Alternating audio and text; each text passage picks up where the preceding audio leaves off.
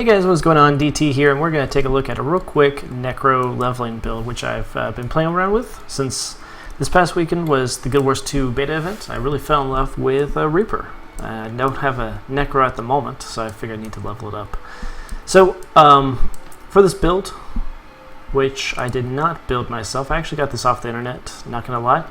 This is a power precision build. I've tried building Necro builds a couple of times, and I've just never gotten past 20. I just absolutely hate leveling Necro, probably because I was going condition damage. So leveling a power precision Necro, try and get, strong power precision gear about every 10 levels. Just go on the H and just buy what you don't have. You should get a lot of stuff from questing. Going staff, dagger, and warhorn. You'll see why I go to the dagger in a couple minutes. The staff is really only for AoE, and quite honestly, your secondary skills should handle most of the AoE, so it doesn't really matter too much. But again, try and upgrade your weapons every 10 levels. I haven't done my staff in a long time, just because I haven't switched over to staff very much at all, honestly. So, for the weapon, I go the spear over the trident, or whatever the other is, gun I think it is. The gun's more condition damage. Trident's definitely much more power based, as far as I can tell. So just from my quick observations. So the actual build that I'm using right now is full into blood magic. You should be able to get full blood magic by the time you're about 30ish or so. And going, of course, mark of blood. So whenever you dodge, you leave the mark of blood on the ground. Quickening thirst, because we have the dagger equipped almost all the time. We're running 25% faster. And the dagger skills are recharged faster. So, and the damage, actually, I think on dagger is actually above also. Oh no, actually it's just the skills recharge faster. And since we are usually siphoning health, it does, your health is going to be up there no matter what. Vampiric, siphon health whenever you hit minions. So you're basically life stealing constantly. So that's really nice for the low levels while you're leveling. Banshee's Wail reduces recharge on warhorn skills and increases their duration. So originally I was running, what was I running? I think Vampiric Presence for quite a while, and then I realized I was running warhorn, because originally I was running what was it? I think it was going dagger or something, or dagger scepter or something silly like that. Focus, I think. And then I realized that Locust Swarm is just absolutely amazing. So I switched over to Locust Swarm, and when I did, I switched to Banshee's Wail. You can almost have 100% uptime on Locust Swarm. I know it's not quite, I think it's like 9 seconds that you don't have it, but that's still pretty amazing. So, and a Locust Swarm just hits so hard, it hits lots of targets. It's great for single targets. It doesn't really matter what you're doing. Plus it looks really cool. I mean, come on. How could you not love this skill?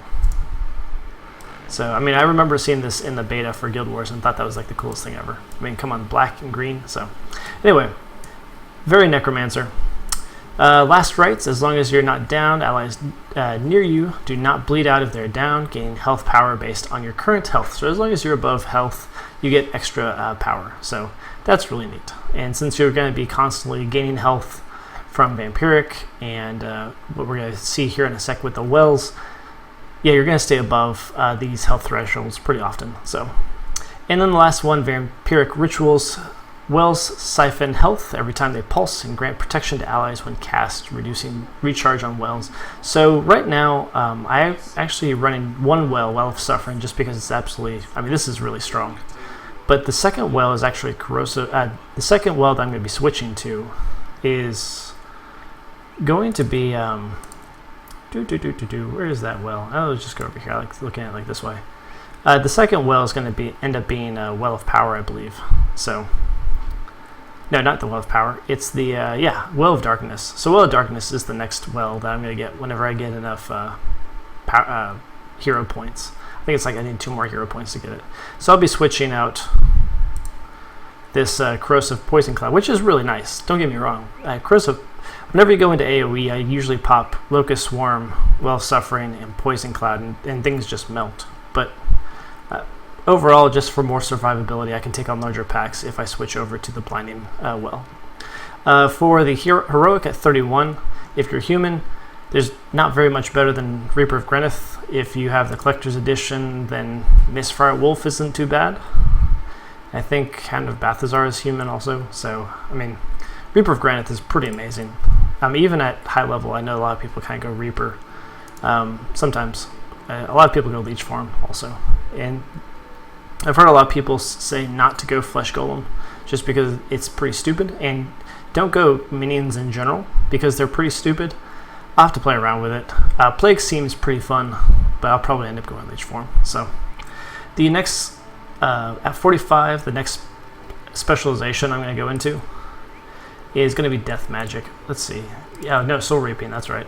Yeah, Soul Reaping is going to be the next one I kind of go into. So I'm slowly building up the training for that at the moment. So anyway, you should be able to get the Signet of Vampirism, Well of Suffering, Signet of Spite, and Corrosive Poison Cloud pretty early. They're really early in the trees. So like here's Vampirism, and Locust is pretty nice if you don't want to run the Dagger. It's really nice for early levels before you get that talent point into Blood.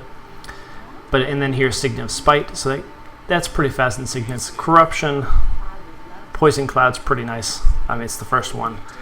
And I'm just going into minions just because the Flesh Golem is... I want to play around with minions. I mean, I played one of those minion Necromancers in Guild Wars 1, and I just had a ton of fun with that, so yeah, we'll try it out eventually. And then we have the Wells. Not very much better than Well of Blood. There's Well of Suffering, and this is the one I'm going after right now, Well of Darkness. So, not really doing very much for Spectral. Spectral is more of a PvP thing, in my opinion, so kind of leaving that out.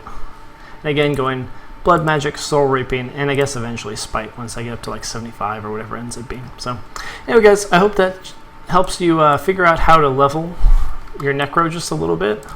Let's look at the damage real quick on this. So the Dagger, I was very surprised by the Dagger, A, because it does so much damage, but B, it actually does like cleave damage. So like, I mean, this thing just like drops super fast. I didn't use any of their abilities. And of course I can pop my Locust and things just melt faster. And then, you know, you can use Siphon Life, or Life Siphon, for super fast kills. And, you know, Whale of Doom's not terribly impressive. But let's drop both of these guys real quick. Oh, no, he went underground. Actually, I don't think worms actually count for the wells. That's kind of interesting. Maybe he does. Who knows? And if you really need... Personally, this is the main reason why I never really enjoyed Necromancer, was because I always thought the Death Shroud was not terribly impressive. And it wasn't until I did the beta this weekend that I really fell in love with the new Reaper's Death Shroud. It's just much stronger, has better abilities, I think. And I mean, it is just a kind of slow ability, and it doesn't hit particularly hard. So even with all the power that I have. So anyway, guys, I think that's it. Hope you enjoyed it, and take care. Thanks.